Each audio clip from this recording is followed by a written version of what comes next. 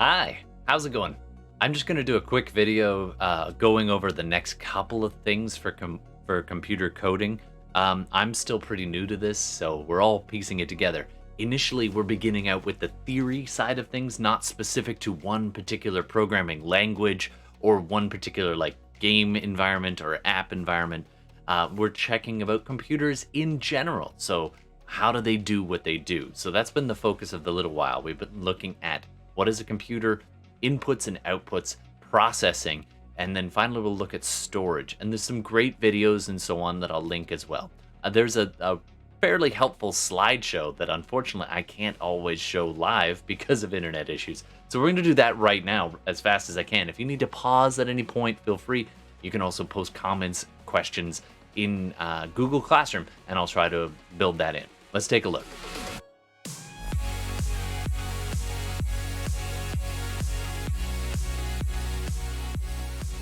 All right, and just a reminder, this is all stuff from Code.org, and hopefully it makes it nice and clean and clear for you, but I wanted to show you the stuff that I get access to that you don't necessarily see. Now, one of the other things I want to point out just before we go diving in is that if you go to Code.org and you can actually jump into the viewing the courses that we're studying, your login will look a little bit different, but not that different than this. So if you go to this kind of this thing, then let me just move it over so you can see. So you should be able to see the assigned lessons, and I'm gonna leave open a bunch of other assigned lessons in a little bit. So I'm slowly opening them up to each of these as we go, just to avoid confusion, so we know where we're supposed to be. But as we go on, I'm gonna unhide a bunch of the other lessons. So if you want to take a deeper dive into coding than we have time for in class, feel free to use these resources. You can access a ton of great stuff from code.org and other places, but this is a resource that I'm going to try to make available to you. So let's take a look. As you can see, we started with, this isn't even the unit we're into. This is the next one. So I haven't opened this one up quite yet. So let's jump back a tick, and I'm going to jump into the specific class. So let's choose 8.6 for now. So here we go. We're going to take a look. As you can see, there's tons of great stuff here. Web development, interactive animations and games, designing your own app, database management, and data is king. So that's super important. And then on to other types of computing. So we don't have time, unfortunately, to go into all of them. But if you want to try this out and we're done, I'm happy to make these visible to you so you can take a deeper dive in a little bit. Let's finish our introductory unit first, and then we'll start opening it up. In particular, I'm going to leave this one, web development, open for you. It's super important. We all interact, especially on the internet these days. So how does that even work? And this talks about HTML, which is the gold standard. The games and apps stuff, which is just down here, Unit 3, that's more Java. And that's going to be less and less as they're phasing that out, and they're moving more towards HTML. I think it's 5 now. But anyway, so it is super important, but we're going to jump down to Unit 3 after this. So let's just take a look at the current unit, which is problem solving in general. And this is going to allow you to understand the theory behind building a problem solving device, such as an app. So the idea is, what is involved in that? How can you do that? And how do we use computers to help us solve problems? In particular, computers need inputs and outputs. They don't think and process the same way we do necessarily. So it's important to understand how they gather their information and what to do then. So for example, let's take a look at the input and output.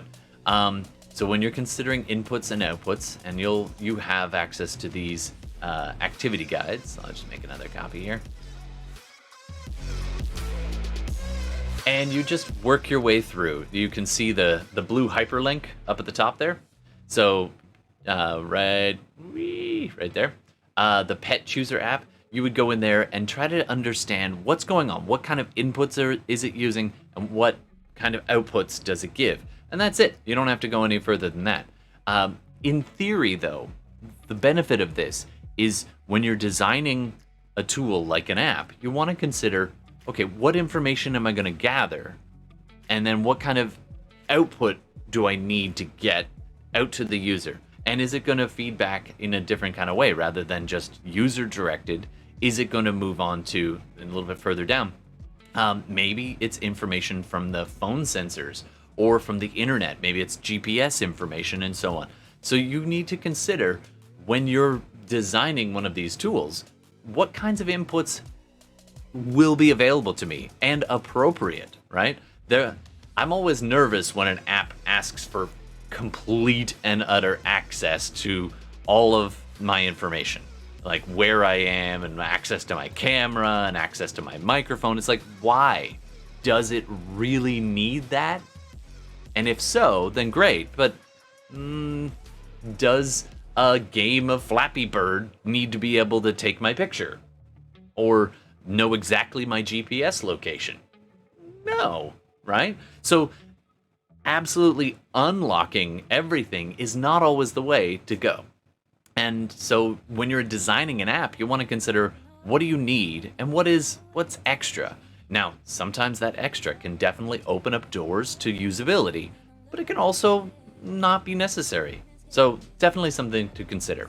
All right, so that was just a quick overview of inputs and outputs and some of the prompts of what we would do in order to do that. Now, key vocabulary there is, of course, it's a little off screen. I'll make this big again. Hold on. There we go. So something else you want to consider when you're doing, when we go into our next thing, this is all the stuff I just talked about. You might also want to consider, sorry, 1 second. Brainstorm. All right. That was the last one. How do they use that? Now, not only what do they use, like in terms of inputs and outputs, but what do they do with that once they gather that information? And so that's when you get into talking about, when you start talking about processing. So here we go. This could be a bit new to some people and very old news to others. Basically, computers don't necessarily think the way that we think. So, for example, a computer might recognize a keystroke input as a particular letter, but it doesn't necessarily understand the word that you type in. So it's important you understand that, and this will change over time. Right now, computers are having a really hard time identifying images, but that's not gonna, it's already changing as I am making this video, that they're getting better and better at recognizing images. So one thing to consider is, what's the input, what's the output, and how does the app decide what to do with that? And that is processing. There's the question of the day.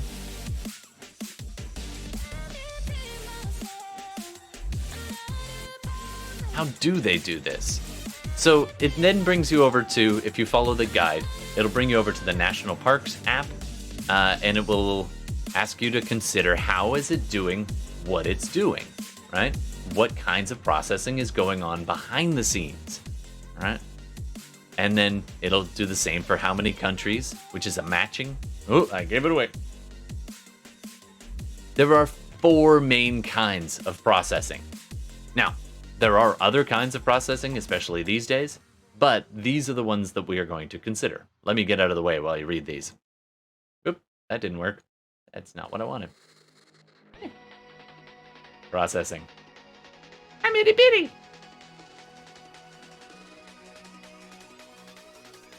World looks different when you're down here. All right, so the 4 main kinds are if-then statements, comparing, and finding a match, and counting. There are a few other ways of processing, but these are the 4 main kinds. So when you're considering all of these different apps, what kind of processing or multiple kinds of processing is the app using?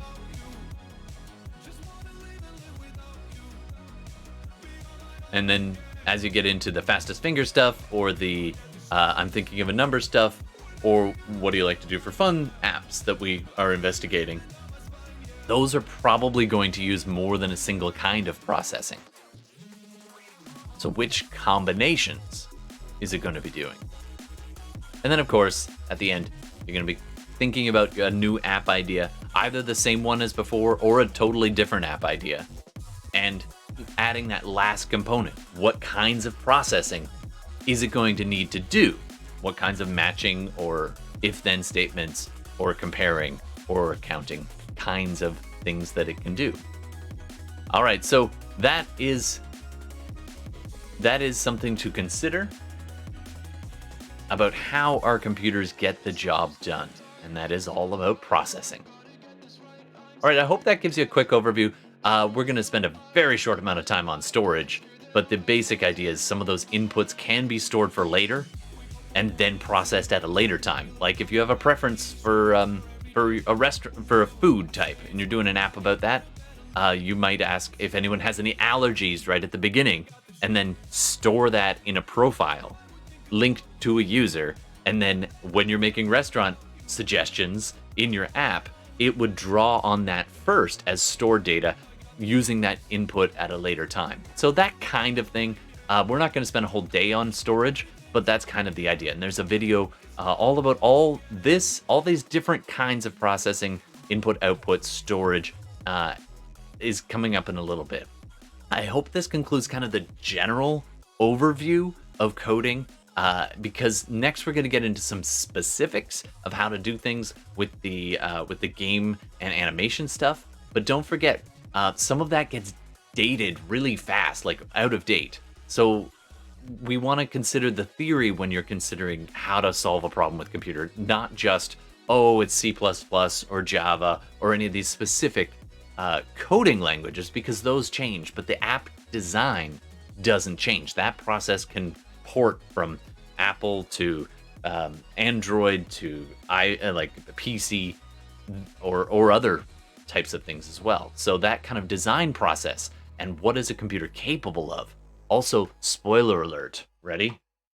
A lot of this is going to continue to apply, but we're on the verge of big things.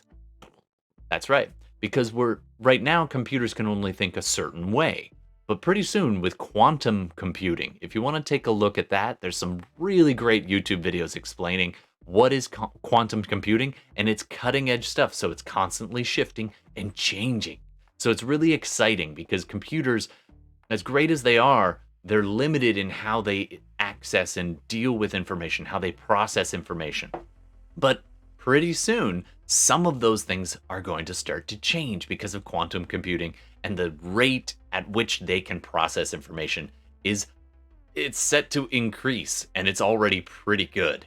So it's going to be a really exciting time. So if you want to do a little bit of extra research, you can take a look at that. But remember, these general ideas, they'll still apply mostly.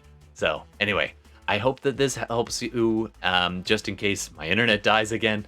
I hope this gives you a bit of an overview of what we're doing and what we're hoping to accomplish over the next little while. Next up, we're going to dive into some specific types of fun coding. And if you want to take a deeper dive, don't forget to check out Code.org and check out some of those lessons that we might have glossed over, or might be saving for a later date if you want to check out like web page design and that kind of thing. All right, thanks everybody.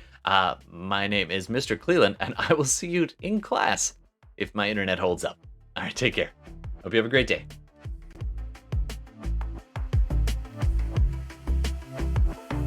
Oh, if you're watching this after the fact, by the way, all the music is Creative Commons stuff. Most of this was from non-copyright music. I'll throw some credits up on the screen just so, you know, gotta give credit where credit is due.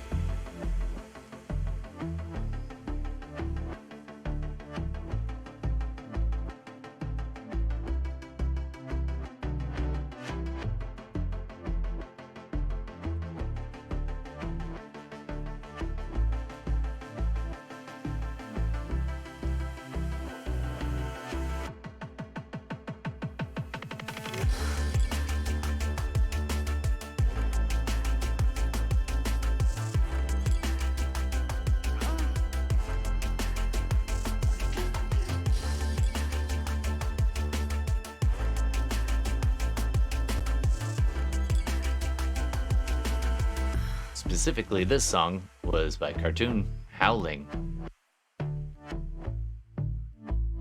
from No Copyright Sounds. But because I use so many different songs just streaming in the background, I do want to give credit to all of those and thank all those artists. Take care, everybody. This is 21 by myself. No copyright sounds. All right, take care. Bye.